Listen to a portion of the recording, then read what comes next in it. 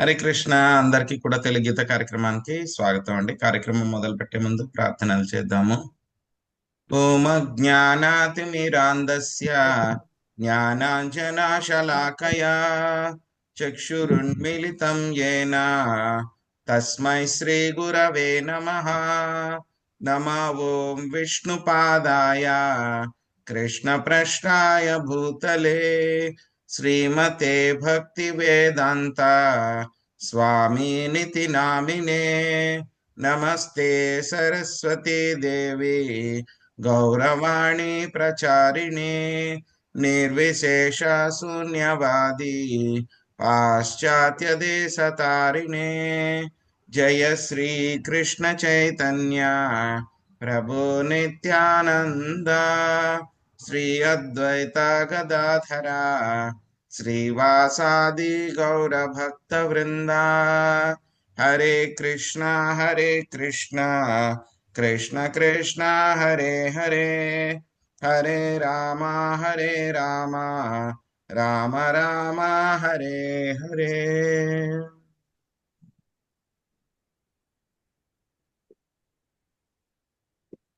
ప్రభుజీ దండవత్ ప్రణామం. హరే కృష్ణ. అందరికీ కూడా దండవత్ ప్రణామాలు. హరే కృష్ణ. సో ఈరోజు మనము భగవద్గీతలో థీమ్ వైజ్ భగవద్గీత నేర్చుకుంటున్నాము. సో దీంట్లో మనం ఏంటంటే రకరకాల థీమ్స్ నేర్చుకుంటున్నాము. నిన్నటి వరకు కూడా మనము యొక్క భక్తి పొందడం అనేటువంటిది చాలా అరుదు, భక్తి అనేటువంటిది చాలా తక్కువ మందికి దొరుకుతుంది అనేటువంటి విషయం మనము చర్చించుకున్నాము. సో ఈ రోజు నుంచి మళ్ళీ మనము 3 రోజులు ఒక కొత్త థీమ్ మొదలు పెట్టుకుంటున్నాం అన్నమాట. సో ఈ యొక్క థీమ్ ఏంటి అని అంటే కనుక మనకి భక్తి పూర్తిగా సమగ్రంగా ఉంటుంది. భక్తి పూర్తిగా సమగ్రంగా ఉంటుంది అంటే భక్తిలోనే మొత్తము అన్ని కూడా ఇమిడి ఉన్నాయి అనేటువంటి విషయము మనం తెలుసుకుంటాము. ఒక నిమిషం.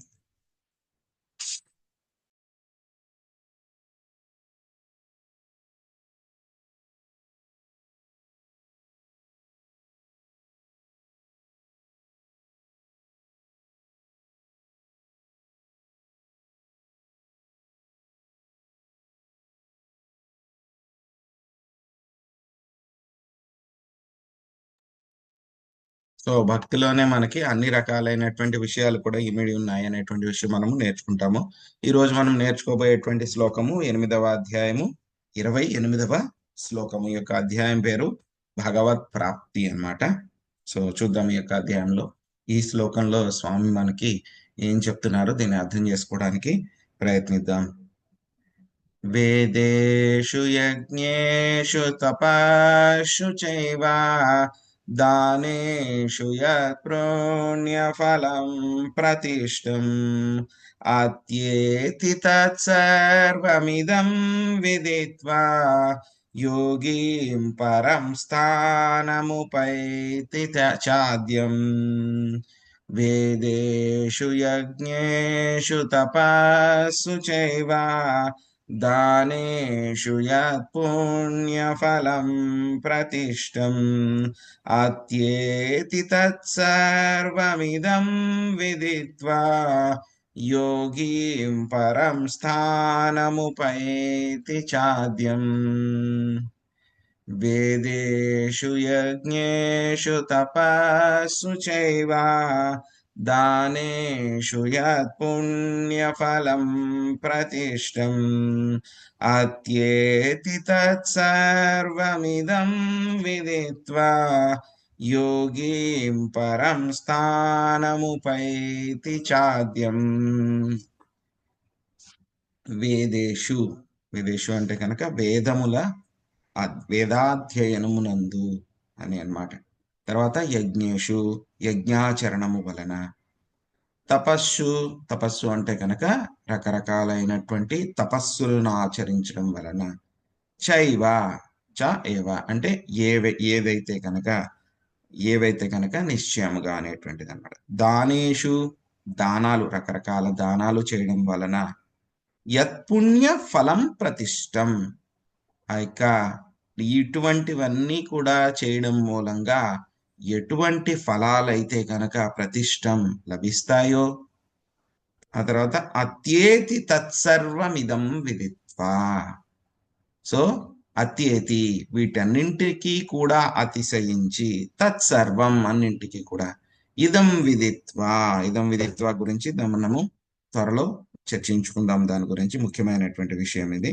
సో ఇదంతటినీ కూడా తెలుసుకుని, ఈ విషయాన్ని ఇదం విదిత్వా అంటే కనుక ఈ విషయాన్ని అంతటినీ కూడా తెలుసుకుని, యోగి పరం స్థానం ఉపైతి చాద్యం. యోగి అంటే కనుక ఇక్కడ భక్తి యోగి. ఎందుకంటే కనుక మధ్యలో ఉన్నటువంటి 6 అధ్యాయాల్లో కూడా కేవలం భక్తి యోగి గురించే చాలా విశేషంగా స్వామి చర్చిస్తున్నారు కాబట్టి. పరం స్థానం అంటే కనుక గమ్యస్థానం, ఆధ్యాత్మిక దివ్య ధామాన్ని ఉపైతి అంటే కనుక పొందడము. సో దీని అర్థం ఏమిటి అంటే కనుక వేదాధ్యయనము వలన, తీవ్ర తపస్సులతో కూడిన యజ్ఞాచరణము వలన, దానము వలన, తాత్విక కర్మలను మరియు కామ్య కర్మలను వనరించుట వలన కలుగు ఫలితములు భక్తి మార్గము చేపట్టు మనుజునకు లభింపకపోవు. కేవలము భక్తియుత సేవనరించుట ద్వారా అతడు వీటినన్నింటినీ పొందుటయే కాక అంత్యమున దివ్యమైన పరంధామమును సైతము చేరగలడు. సో మనకి 6వ అధ్యాయంలో చివరి శ్లోకంలో స్వామి చెప్పారు యొక్క భక్తి యోగి యొక్క గొప్పతనం ఏమిటి అని చెప్పేసి మనకి చెప్పారనమాట. సో ఏం చెప్పారు మనకి 6వ అధ్యాయము 47వ శ్లోకంలో, చివరి శ్లోకం అన్నమాట. సో భక్తి యోగి ఎందుకు అందరికంటే కూడా ఉన్నతమైనటువంటి వాడు. యోగి నామపి సర్వేషాం మద్గతేనాంతరాత్మనా శ్రద్ధావాన్ భజతే యో మాం సమే యుక్తతమో మతః. మొత్తం యోగులందరిలో కూడా శ్రేష్టమైనటువంటి వాడు ఎవరు?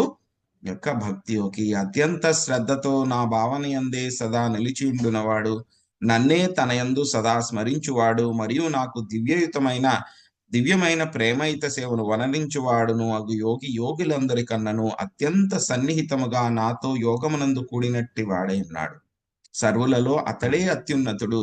ఇదే నా అభిప్రాయము అని చెప్పి స్వామి చెప్పారు. దానికి మళ్ళీ కంటిన్యూషన్ గా మళ్ళీ 2 అధ్యాయాలు చెప్పిన తర్వాత, 7, 8 అధ్యాయాలు చెప్పిన తర్వాత స్వామి మళ్ళీ ఈ అధ్యాయంలో కూడా అదే విధంగా చెప్తున్నారన్నమాట. ఈ యొక్క భక్తి యోగం యొక్క పరిపూర్ణత్వం ఏమిటి, మొత్తం భక్తి యోగంలోనే అన్ని ఇమిడి ఉంటాయి అనేటువంటి విషయాన్ని మళ్ళీ మనకి ఈ శ్లోకంలో చెప్తున్నారన్నమాట. సో మనము చూస్తే కనుక చదువుకునేటప్పుడు మనందరికీ గుర్తుందో లేదో, క్వశ్చన్ బ్యాంకులు అనేటువంటివి ఉండేవి. మా చిన్నప్పుడు అయితే ఉండేవి, మరి ఇప్పుడు తెలీదు, ఇప్పుడు ఉంటున్నాయి. క్వశ్చన్ బ్యాంకులు అని ఉండేవన్నమాట. సో అదేంటంటే ఒక్కొక్క సబ్జెక్ట్ కి కూడా ఒక్కొక్క క్వశ్చన్ బ్యాంక్స్ ఉంటాయి అన్నమాట. సో ఆ క్వశ్చన్ బ్యాంక్ తీసుకుని అందులో చదువుకునే వాళ్ళం అనమాట. సో మొదట్లో ఏంటంటే కనుక ఒక్కొక్క సబ్జెక్ట్ కి ఒక్కొక్క క్వశ్చన్ బ్యాంక్ ఉండేది, అది తీసుకుని అది చదువుకునేవాడు. కానీ తర్వాత ఏమైంది, ట్రెండ్ మారిపోయింది. ఏమిటి ట్రెండ్? All in one. మొత్తం అన్ని సబ్జెక్ట్స్ కి కూడా ఒకే క్వశ్చన్ బ్యాంక్. ఆ ఒక్క పుస్తకం కొనుక్కుని ఆ ఒక్క పుస్తకాన్ని కనుక పూర్తిగా చదువుకుంటే కనుక మీరు ఆ క్లాస్ పాస్ అయిపోతారు, చక్కగా పాస్ అయిపోతారు. దాన్ని ఏమంటున్నారు? ఆల్ ఇన్ వన్ అని చెప్పి పేరు పెట్టారు. అలాగే ఆ ఒక్క పుస్తకం కొనుక్కుంటే చాలు, మిగతా అన్ని క్వశ్చన్ బ్యాంకులు ఇంకా చదువుకోవాల్సిన అవసరం లేదు. ఆ ఒక్క క్వశ్చన్ బ్యాంక్ చదువుకుంటే చాలు, ఒక్క పుస్తకం కొనుక్కుంటే చాలు, మీరు త్రూ. తర్వాత ఇదివరకు ఏం చేసేవాళ్ళం మేము అంటే కనుక ఒక్కొక్క సబ్జెక్ట్ కి కూడా ఒక్కొక్క నోట్బుక్ పెట్టుకుని దాంట్లో అన్ని కూడా రాసుకునేవాళ్ళం. తర్వాత ఏమైంది, అందరికీ కూడా పిల్లలకి ఆ పుస్తకాలన్నీ కూడా మోయడం కష్టం. కాలేజీకి వెళ్ళేసరికి పుస్తకాలు మోయడం కష్టం కాబట్టి కష్టం అయిపోతుంది, వాళ్ళకి చాలా బరువు అయిపోతుంది. సో అందుకని ఏం చేశారు, కొత్త ట్రెండ్ స్టార్ట్ అయింది అక్కడ కూడా. ఏంటి? 5 సబ్జెక్ట్ నోట్బుక్. అంటే మొత్తం నోట్బుక్ ఒకటే ఉంటుంది, పుస్తకము కొంచెం కావాలంటే లావుగా సన్నగా ఎంత కావాలంటే అంత ఉంటుంది, మధ్యలో డివిజన్స్ ఉంటాయి అన్నమాట. సో అన్నిటికీ కూడా అదే నోట్బుక్. ఆ ఒక్క నోట్బుక్ తీసుకుని మీరు కాలేజ్కి వెళ్ళారంటే, స్కూల్కి వెళ్ళారంటే అందులోనే అన్ని రాసేసుకోవచ్చు. 5 సబ్జెక్ట్ నోట్బుక్, అది కూడా చాలా ఫేమస్, అందరూ అదే కొనడం మొదలు పెట్టారు. ఆ తర్వాత మళ్ళీ మనకి చూస్తే కనుక డైలీ డే టు డే కార్యక్రమాల్లో అందరూ గృహస్థులు అయితే కనుక మనం ఏం చేస్తాం, ప్రతి ఒక్కళ్ళు కూడా షాపింగ్కి వెళ్ళే ఉంటారు అందరూ. సో ఇప్పుడంటే కనుక ఇంటికి డెలివరీలు వచ్చేస్తున్నాయి కానీ, బట్ ఇది వరకు అయితే కనుక శనివారం ఆదివారం వచ్చిందంటే కనుక షాపింగ్కి వెళ్ళేవాళ్ళం. వెళ్ళి కొనుక్కునేవాళ్ళు. సో మొదట్లో ఏమైంది, ఒక మార్కెట్ లాగా ఉండేది. ఆ మార్కెట్లోనే మొత్తం అన్ని షాప్స్ కూడా ఉండేవి. అక్కడికి వెళ్ళి పలానా కూరగాయలు కావాలంటే ఒక షాప్లోకి వెళ్ళేవాళ్ళం, అక్కడికి వెళ్ళి కొనుక్కునేవాళ్ళం. బట్టలు కావాలంటే ఒక షాప్లోకి వెళ్ళేవాళ్ళం. తర్వాత ఏమైనా ఎలక్ట్రానిక్స్ కావాలి అంటే కనుక వేరే షాప్లోకి వెళ్ళేవాళ్ళము. పలానా వేరే వస్తువు, నూనె వస్తువులు లేకపోతే వేరే వస్తువులు ఏవో కావాలంటే కనుక వేరే షాప్లోకి వెళ్ళాం. అలాగా ఇదివరకు అంతా కూడా జరిగేది. కానీ ఒక 7-8 సంవత్సరాలు, ఒక 10 సంవత్సరాల తర్వాత మళ్ళీ ఒక కొత్త కాన్సెప్ట్ మొదలైంది. ఏంటది? Super market. సూపర్ మార్కెట్ లేకపోతే కనుక మాల్. సో అక్కడికి వెళ్ళామంటే కనుక ఏమిటి, మనకి ఆ ఒక్క షాప్లోకి వెళ్తే చాలు అనమాట. ఇంక ఇన్ని షాపులు తిరిగి మొత్తం ఇవన్నీ మోసుకుని ఇవన్నీ కూడా చేయాల్సిన అవసరం లేదు. ఆ ఒక్క షాప్లోకి వెళ్తే కనుక మనకు అన్ని కూడా దొరికేస్తాయి. చారీ సరుకుల దగ్గర నుంచి, నూనె సరుకుల దగ్గర నుంచి, బట్టల దగ్గర నుంచి, ఎలక్ట్రానిక్స్, వంట వస్తువులు, స్టీల్ సామాన్లు, ఏవి A to Z మొత్తం అన్ని కూడా దొరికేస్తాయి. అందుకని ఏమైంది, అందరూ కూడా అక్కడికి వెళ్ళడం మొదలు పెట్టారు. మిగతా అన్ని కూడా వదిలిపెట్టేశారు. సో చిన్న చిన్న షాపులన్నీ కూడా వదిలిపెట్టేసి ఆ పెద్ద పెద్ద షాపులకు వెళ్ళి అక్కడ కొనుక్కోవడం మొదలు పెట్టారు. ఎందుకంటే ఆల్ ఇన్ వన్ మొత్తం అన్ని కూడా అక్కడే దొరికేస్తాయి. అక్కడే అన్ని దొరికేస్తాయి అన్నమాట. సో అలాగే మనకి ఇక్కడ యొక్క యోగాభ్యాసంలో కూడా అన్నమాట మనకి రకరకాలైనటువంటి స్కూల్స్ ఉన్నాయి. కొన్ని స్కూల్స్ ఏమిటి, కర్మ స్కూల్.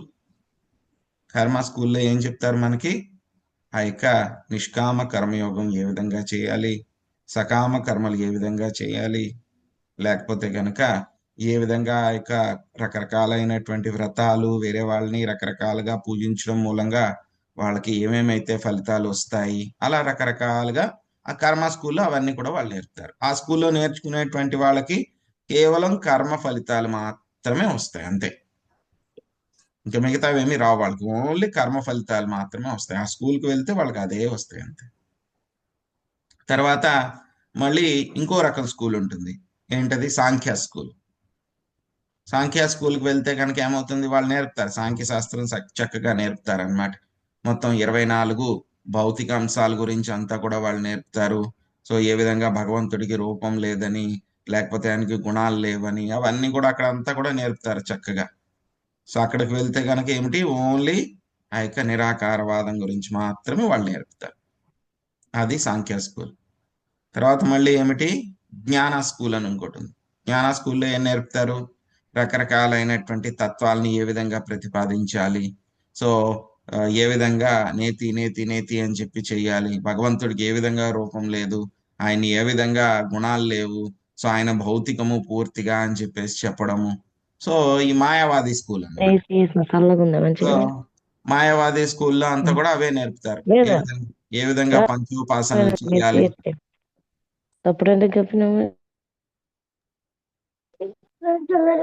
దయచేసి మ్యూట్ లో ఉండండి. హరే కృష్ణ. సో మాయావాది స్కూల్ అన్నమాట. సో అక్కడికి వెళ్తే కనుక పూర్తిగా ఆ యొక్క మాయావాదం గురించి నేర్పుతారు. సో ఆ స్కూల్లోనే ఉండొచ్చు. అదేవిధంగా భగవంతుడి యొక్క రూపాన్ని కనుక మనం తక్కువ చేసి మాట్లాడితే మనకి దానికి తగినటువంటి రిజల్ట్ కూడా వస్తుంది అన్నమాట. తర్వాత ఇంకొక స్కూల్ ఏమిటి మనకి, ధ్యాన, మెడిటేషన్. సో అందులో కూడా రకరకాలు ఉన్నాయి, రకరకాలైనటువంటి ధ్యానాలు అవన్నీ కూడా ఉన్నాయన్నమాట. ఆ మెడిటేషన్ వాళ్ళకి చేసుకుంటే కనుక ఏమవుతుంది, వాళ్ళు భగవంతుడి యొక్క పరమాత్మ రూపాన్ని వాళ్ళు సాక్షాత్కారం చేసుకోగలరు. సో ఇలాగా మనము ఇవన్నీ కూడా ఏమిటి, ఇండివిజువల్ షాప్స్ అన్నమాట. ఎలా అయితే ఇంతకుముందు మనం చెప్పుకున్నాం కదా, ఇండివిజువల్ క్వశ్చన్ బ్యాంక్ లాగా, లేకపోతే కనుక ఒక్కొక్క షాప్ అన్నమాట. స్టీల్ షాప్ లాగా, లేకపోతే కిరాణా షాప్ లాగా, ఎలక్ట్రానిక్ షాప్ లాగా, బట్టల షాప్ లాగా, ఇవన్నీ కూడా డిఫరెంట్ డిఫరెంట్ షాప్స్ అన్నమాట. అక్కడికి వెళ్తే కనుక మనకి ఆ షాప్లో ఏమైతే ఉంటాయో అవి మాత్రమే దొరుకుతాయి.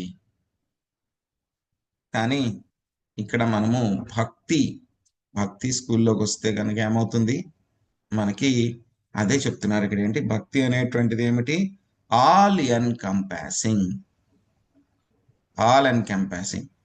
సో ఎలా అయితే కనుక మనము పెద్ద షాపింగ్ మాల్లోకి లేకపోతే కనుక సూపర్ మార్కెట్లోకి వెళ్తే కనుక ఏమవుతుంది, మనకి A to Z అన్ని దొరుకుతాయి.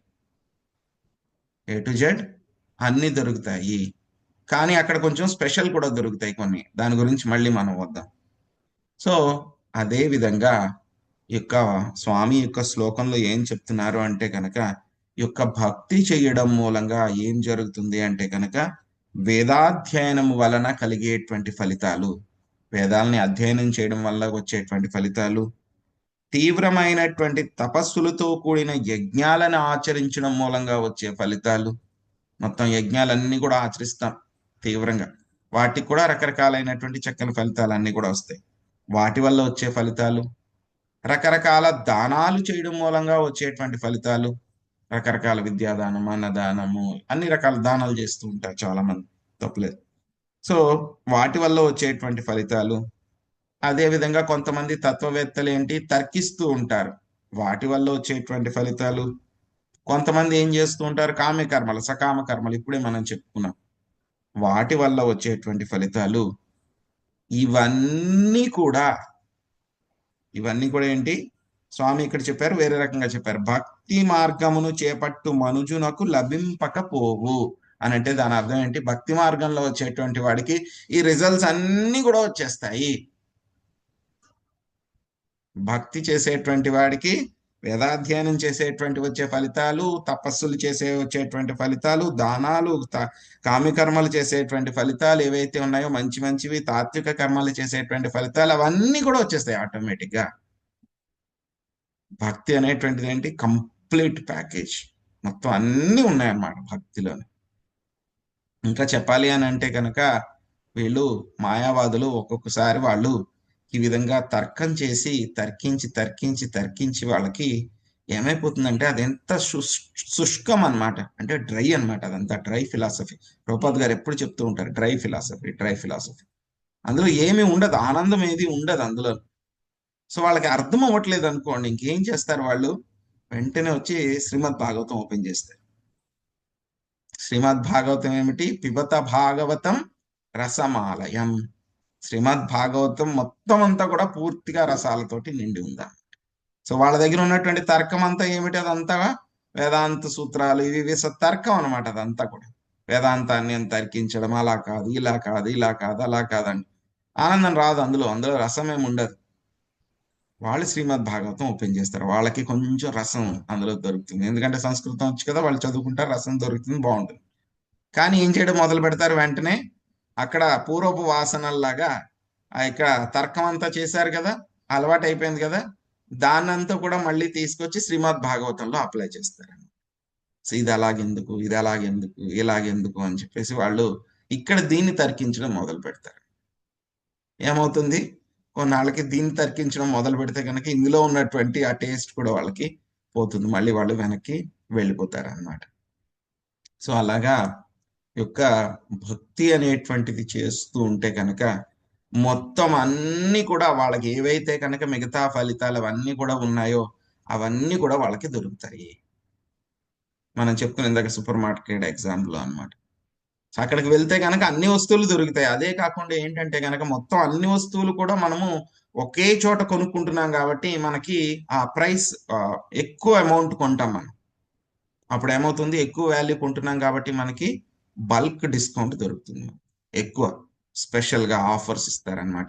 మీకు ఇది ఫ్రీ అని కానీ, లేకపోతే కనుక ఇంత కొంటున్నారు కాబట్టి మీకు ఒక 10% డిస్కౌంట్ అని కానీ, లేకపోతే కనుక మీకు కార్డు తీసుకోండి మీకు పాయింట్స్ ఇస్తామని కానీ, అలాగే పెద్ద పెద్ద కంపెనీలు అయితే కనుక క్రెడిట్ కార్డ్ ఆఫర్స్ అవి పెడతాయి.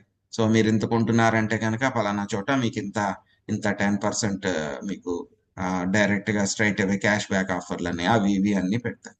సో అక్కడ అందుకే అందరూ అక్కడికి వెళ్ళడానికి ఇష్టపడుతున్నారు, ఎందుకంటే కనుక అక్కడికి వెళ్తే కనుక సంథింగ్ ఎక్స్ట్రా దొరుకుతుంది మనకి. ఆ సూపర్ మార్కెట్కి వెళ్తే సంథింగ్ ఎక్స్ట్రా దొరుకుతుంది. సో అలాగే భక్తిలో కూడా ఏంటంటే కనుక మనం చేస్తూ ఉంటే కనుక మిగతా వాటి యొక్క ఫలితాలన్నీ కూడా దొరుకుతాయి మనకి, అవన్నీ కూడా దొరకకుండా పోవు. అంతేకాకుండా మనకి 3వ లైన్లో చెప్పారనమాట స్వామి, అత్యేతి తత్సర్వమిదం విదిత్వా. అత్యేతి అంటే కనుక అతిశయముగా, అతిశయించును, వీటన్నిటికీ కూడా మించి ఇంకొకటి ముఖ్యమైనది దొరుకుతుందంట. అది కూడా ఏమిటి? ముపైతి చాద్యం. దాన్ని కూడా పొందుతాడు. ఎక్స్ట్రా దేన్ని పొందుతాడు? ఆద్యం, మూలమైనటువంటి దాన్ని పొందుతాడు. ఎక్స్ట్రా ఏంటి? మూలమైనటువంటిది. అత్యేతి, అత్యేతి అంటే కనుక అతిశయించేటువంటిది. ఏమిటది అతిశయించేటువంటిది? యోగిం పరం స్థానం. యోగి అంటే కనుక భక్తి యోగి. పరం స్థానం దేన్ని పొందుతాడు? దివ్యధామాన్ని పొందుతాడు. భగవంతుడి యొక్క దివ్యధామాన్ని పొందుతాడు. అత్యేతి దాన్ని ఎక్స్ట్రా పొందుతాడు. ఈ మిదం విదిత్వ గురించి మళ్ళీ మనం వద్దాం, దాని గురించి టాపిక్ కొంచెం సేపట్లో వద్దాం. మళ్ళీ ఏం ఎక్స్ట్రా పొందుతాడు ఈ యొక్క భక్తి యోగి? ఆ పొందేటువంటి జనరల్ గా ఏంటి? ఆ పొందేటువంటిది ఎక్స్ట్రా ఐటమ్ ఏదైతే ఉంటుందో చాలా తక్కువ వాల్యూ ఉంటుంది. కానీ ఈ భక్తి యోగంలో వాడు పొందేటువంటిది, భక్తి యోగి ఏమిటి? ఎంతో ఎంతో వాల్యుబుల్ అన్నమాట. అది ఎంతో ఎంతో వాల్యుబుల్. ఏమిటది? పరం స్థానం, పరంధామము, మన యొక్క బ్యాక్ హోమ్. శ్రీల ప్రభుపాదులు వారు ఎప్పుడు చెప్తూ ఉంటారు, back home, back to God head. మన యొక్క నిజమైనటువంటి ఇల్లు ఎక్కడుంది? ఆ యొక్క పరంధామము, వైకుంఠ లోకాల్లో ఉంది. సో అక్కడికి వెళ్ళగలుగుతాడు ఈ యొక్క యోగి. మీరు భక్తి యోగం చేస్తూ ఉంటే కనుక మిగతా స్కూల్స్ వాళ్ళు ఏవైతే చేస్తున్నారో అవన్నీ కూడా దొరుకుతున్నాయి. దొరకడమే కాకుండా చివరిగా ఈ యొక్క భక్తి యోగి ఎక్కడికి వెళ్తాడు? వైకుంఠ ధామానికి వెళ్తాడు. అంతకన్నా ఇంకేం కావాలి? మీకు అన్ని రిజల్ట్స్ కూడా వచ్చేస్తున్నాయి. ఎక్స్ట్రాగా చాలా వాల్యుబుల్ వైకుంఠ ధామానికి మీరు వెళ్ళగలుగుతున్నారు. భక్తిలో అన్ని కూడా ఉన్నాయి ఇందులోనే. ఇంక మీరు ఎక్కడికో వెళ్ళి వేరేదేది కొత్తగా చేయాల్సిన అవసరం లేదు. ఇంకా భక్తిలోనే అన్ని ఇమిడి ఉన్నాయన్నమాట. ఇందులో ఇది లేదు, నేను పలానా చోటకు వెళ్ళి అది చేస్తాను, ఇందులో ఇది లేదు, పలానా చోటకు వెళ్ళి నేను అది చేస్తాను, ఏం అవసరం లేదు. భక్తిలోనే మొత్తం అన్ని కూడా ఉన్నాయి. అక్కడికి వెళ్ళి మీరు ఏమేం చేస్తారో, ఏమేం ఫలితాలు పొందాలనుకుంటున్నారో అవన్నీ కూడా ఇక్కడికి వచ్చేస్తాయి భక్తిలో. ఇంకా చెప్పాలి అని అంటే కనుక వాళ్ళకి ఆ స్కూల్స్ లో వాళ్ళకి సక్సెస్ రావాలి అని అంటే కనుక వాళ్ళకి కూడా భక్తి అనేటువంటిది కొంచెం యాడ్ చేసుకోవాలి. కర్మయోగి అయినా వాడికి సక్సెస్ రావాలంటే వాడికి కొంచెం భక్తి కావాలి.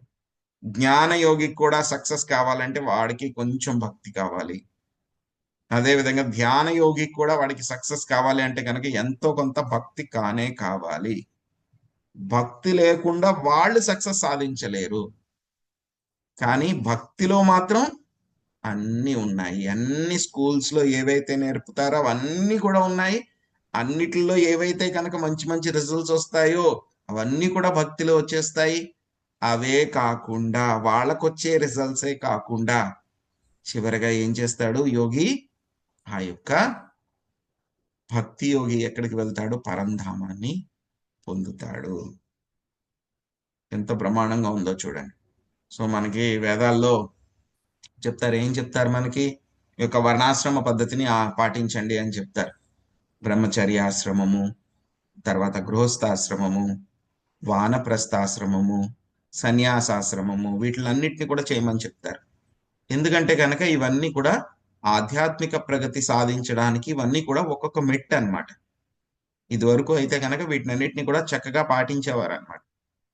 పాటించడం మూలంగా ఏమవుతుంది? ఒక్కొక్క మెట్టు ఎక్కుతూ ఎక్కుతూ ఎక్కుతూ ఉంటాడు. ఎక్కడం మూలంగా ఏమవుతుంది? వాడు పరిపూర్ణత్వాన్ని సాధించి కొంతమంది ఎక్కడికి వెళ్తారు? ఉన్నత లోకాలకు వెళ్తారు. స్వర్గల వర్ణాశ్రమ పద్ధతిని చక్కగా పాటిస్తే కనుక ఏమవుతుంది? మీరు ఎక్కడున్నా సరే, మీ యొక్క స్థాయి ఏదైనా సరే, మీ యొక్క ధర్మాన్ని మీరు చక్కగా పాటిస్తే కనుక ఏమవుతుంది? యజ్ఞాచరణ ఇవన్నీ కూడా చేస్తే కనుక ఏమవుతుంది? మీరు పాపాలు చేయకుండా ఉంటే కనుక మీరు ఉన్నత లోకాలు పొందుతారు. సో ఇంకా వాళ్ళు బాగా ప్రోగ్రెస్ బాగా సాధిస్తే కనుక ఎక్కడికి వెళ్తారు వాళ్ళు? కొంతమంది నిరాకార బ్రహ్మజ్యోతిలోకి కొంతమంది వెళ్ళగలరు.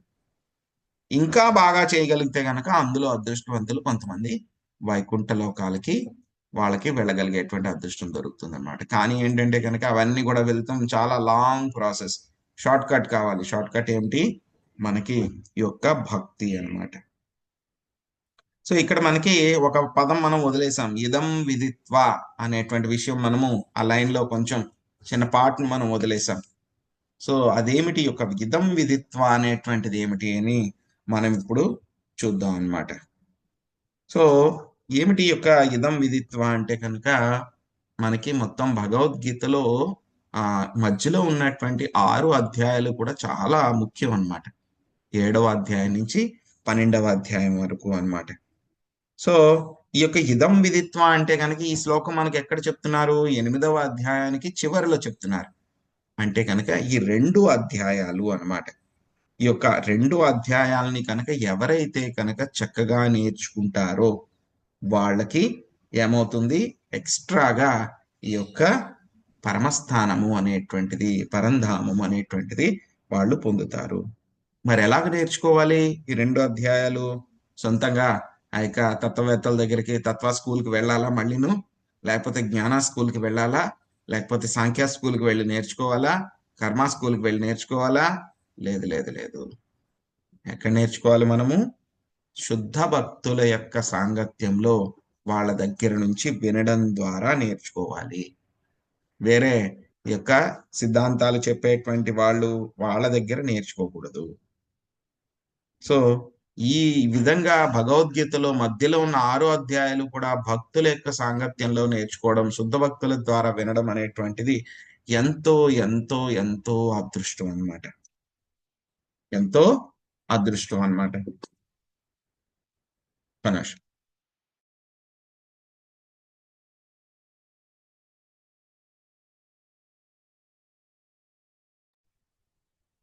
ఇక భగవద్గీతని శుద్ధ భక్తుల యొక్క సాంగత్యంలోకి వినడం చాలా చాలా అదృష్టం అన్నమాట. సో వాళ్ళ యొక్క జీవితం ఎంత అదృష్టం అంటే కనుక దే విల్ బి గ్లోరిఫైడ్. వాళ్ళు చాలా గొప్ప కీర్తి పొందుతారన్నమాట. సో భక్తులు ఎంతలాగా ఉండగలుగుతారు, ఎంతలా చేయగలుగుతారు అని అంటే కనుక నమ్మలేము అనమాట. అన్బిలీవబుల్ అన్నమాట. ఆ విధంగా జరుగుతాయి అన్నమాట. సో పూంతానం గారు అని చెప్పేసి మనకి కేరళలో ఒక గొప్ప కృష్ణ భక్తుడు అనమాట. ఆయన గురువాయూర్ టెంపుల్ కి, ఆయన గురువాయూరప్పన్కి ఆయన చాలా భక్తి అన్నమాట. ఎంతో భక్తి అన్నమాట ఆయనకి. సో ఆయన ఏం చేస్తూ ఉండేవాడు అని అంటే కనుక ప్రతిరోజు కూడాను భాగవతము, శ్రీమద్ భాగవతాన్ని పఠిస్తూ ఉండేవాడు అన్నమాట. చెప్తూ ఉండేవాడు పైకి. ఒక రోజు ఆయనకి నిద్ర వచ్చిందంట. కల వచ్చిందనమాట. ఏదో ఒక విమానం వచ్చింది, విష్ణు దూతలు వచ్చి ఆయన తీసుకుని వెళ్ళారు. మొత్తం ఈ యొక్క స్వర్గలోకాలు ఇవన్నీ కూడా దాటుకుంటూ వెళ్ళారు.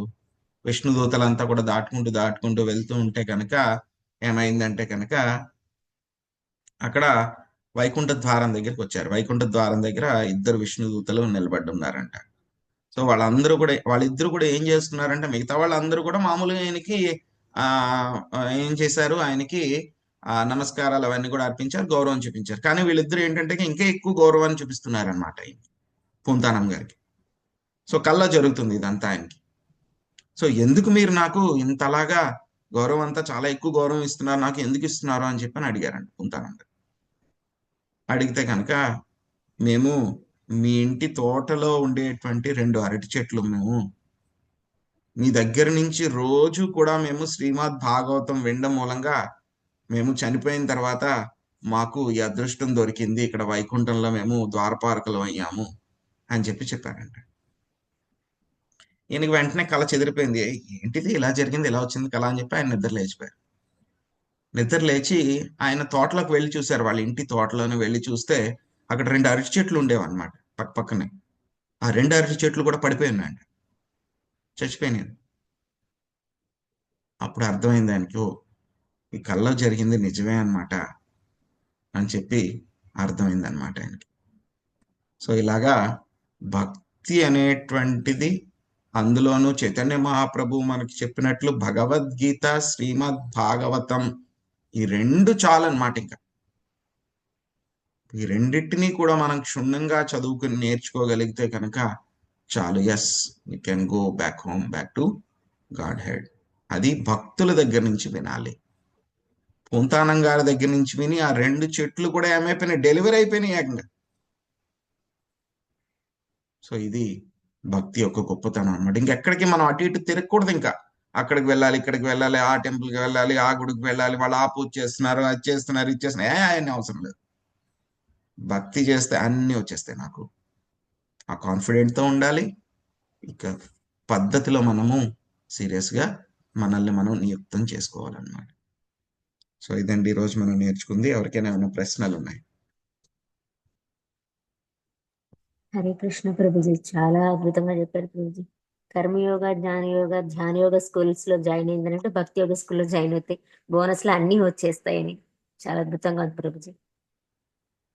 హరే కృష్ణ ప్రభుజీ. ప్రభుజీ, ఆయనకి కలలో అలా 2 అరటి చెట్లు పడిపోయాయి, చూసేసరికి లేచి చూసేసరికి అన్నారు కదా, అది కలే కదా ప్రభుజీ? ఆయన కళ వచ్చింది, బట్ చెట్లు కూడా పడిపోయి ఉన్నాయి కదా, లేచి చూసేసరికి అయితే మరి వాళ్ళే జయ విజయులు అయ్యారా? కాదు మాతాజీ, అలాగేం లేదు, జయ విజయులు కాదు. Okay Prabhuji, thank you Prabhuji, చాలా బాగుంది ప్రభుజీ. హరే కృష్ణ. హరే కృష్ణ. హరే కృష్ణ ప్రభుజీ, దండవత్ ప్రణామాలండి. హరే కృష్ణ. హరే కృష్ణ ప్రభుజీ, దండవత్ ప్రణామాలు. హరే కృష్ణ. హరే కృష్ణ. హరే కృష్ణ ప్రభుజీ. హరే కృష్ణ ప్రభుజీ, దండవత్ ప్రణామం. హరే కృష్ణ. హరే కృష్ణ. వాంఛా కల్పతరుభ్యశ్చ కృపా సింధుభ్య ఏవ చ పతితానాం పావనేభ్యో వైష్ణవేభ్యో నమో నమః. అనంత కోటి వైష్ణవ వృందకి, శ్రీల ప్రభుపాదికి, నితాయ్ గౌర ప్రేమానందే. హరి హరి. హరే హరే కృష్ణ ప్రభుజీ, హరే కృష్ణ ప్రభుజీ, దండవత్ ప్రణామాలు.